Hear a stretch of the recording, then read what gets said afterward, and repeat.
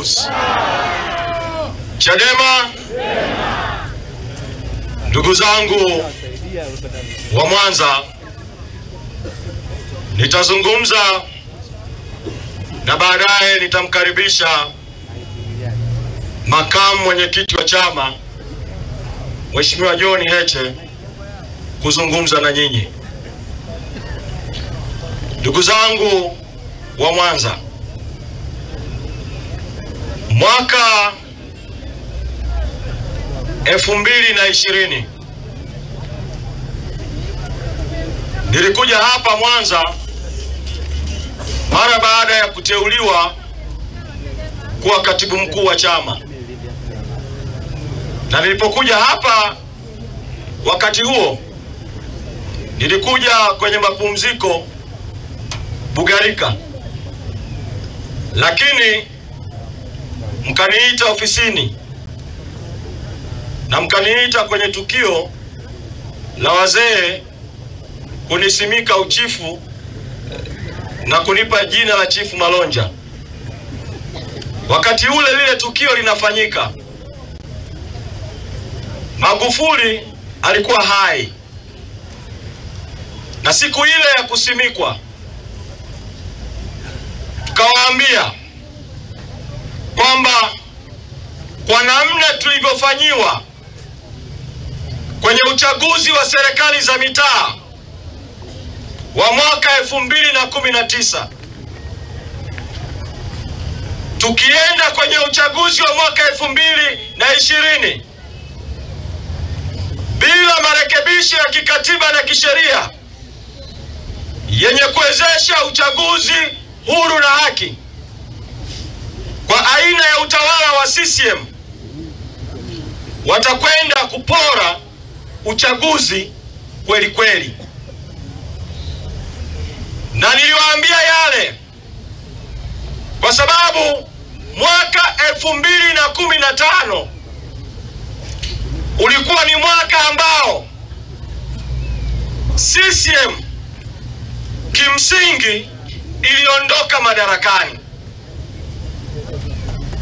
Mwaka 2015, lakini wakafanya uwizi wa kura. Wakati ule mgombea wa urais wa Chadema, kwa kura walizozitangaza wao, walisema alipata 39% ya kura, takriban 40% baada ya uchaguzi wa 2015.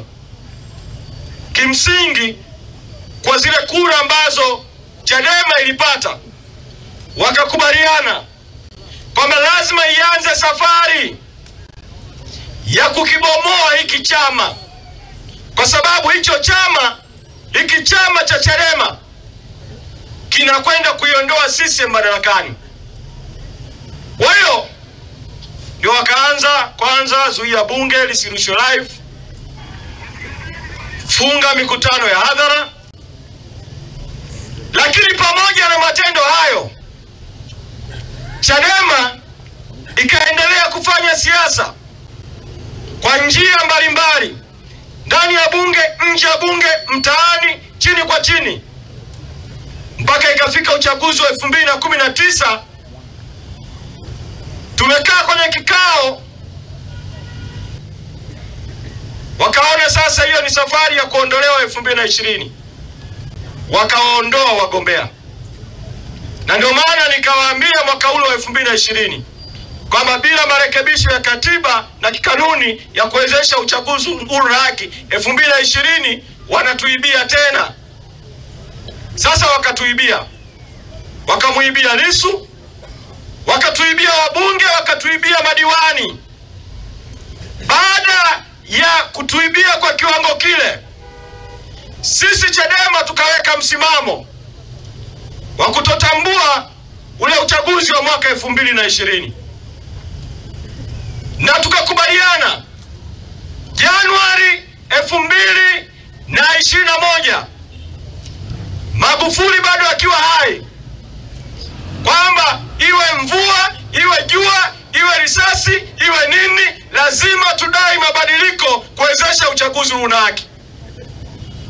Miezi michache kabla tujaanza operation, Mwenyezi Mungu akamtoa Magufuli.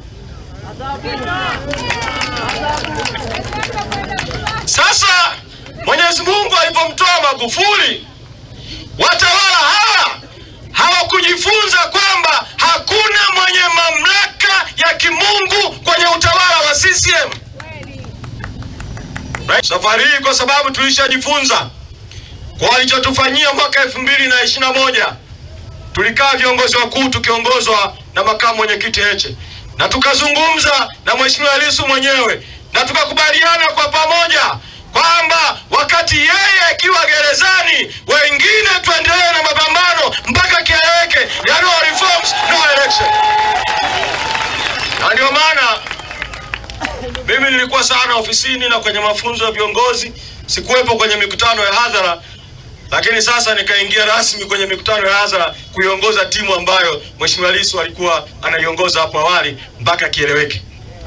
Sasa nataka kuambia Mwanza, watawala baada ya kuona no reforms no election inaungwa mkono na wananchi, inaungwa mkono na taasisi za dini, inaungwa mkono na taasisi za kimataifa, watawala wameamua kama mbinu ya kuzuia, ya kudhibiti no reforms no election, kama mbinu asiyekubalika kwa wananchi.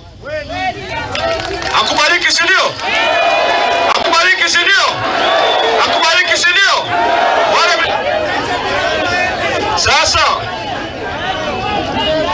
Sasa kwa kuwa hakubaliki kwa watu, Chadema imeweka msimamo wa no reform no election, kwamba bila mabadiliko hakuna uchaguzi, kwamba upatikane uchaguzi huu na haki, na wanajua kwamba uchaguzi huu ukipatikana anaondoka madarakani.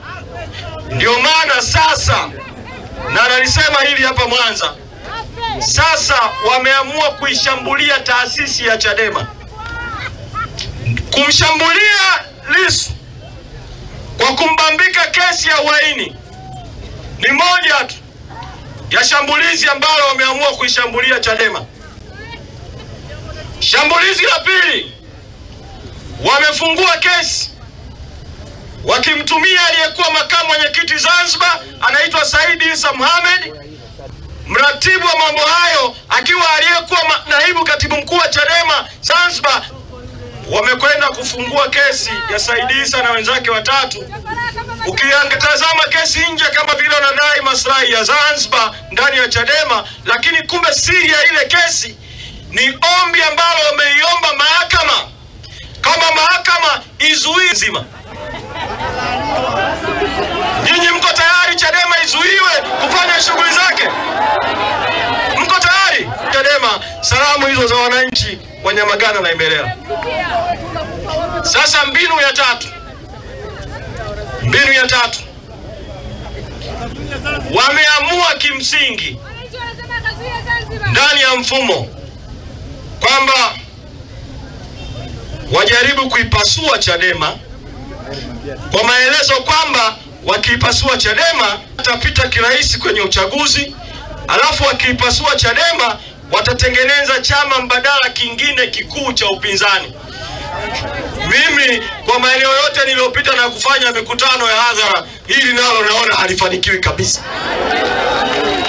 kwa sababu Chadema imekwishavuka, sio tena chama cha viongozi na wanachama wa Chadema, ni chama tumaini na imani ya watumaini wa Tanzania, ni chama cha Watanzania. Sasa katika kutekeleza hayo, wameanza kuchukua baadhi ya watu wachache ndani ya Chadema, wakiwa wamewaahidi kwamba waende kwenye chama kimoja kidogo cha upinzani, Chauma. Mnasema chama gani? Chama gani? Kumbe mmeshawashtukia. Sasa kwa sababu mmeshawashtukia, dawa yao ni kuwapuuza kweli kweli. Wao wanataka kuwafanya nini? Wafanya nini? Mwasomee? Mnataka kuwasomea? Sasa sikiliza. Wakija hapa, si mmesema nyinyi mnataka muwasomee? Wangapi mmesema mtawasomea? Wangapi mmesema mtawasomea? Wangapi mtasema mtawasomea? Nyamagana na Ilemela. Sasa sikilizeni. Nawashukuru kwa uamuzi wenu kwamba mtawasomea hao wa Chauma.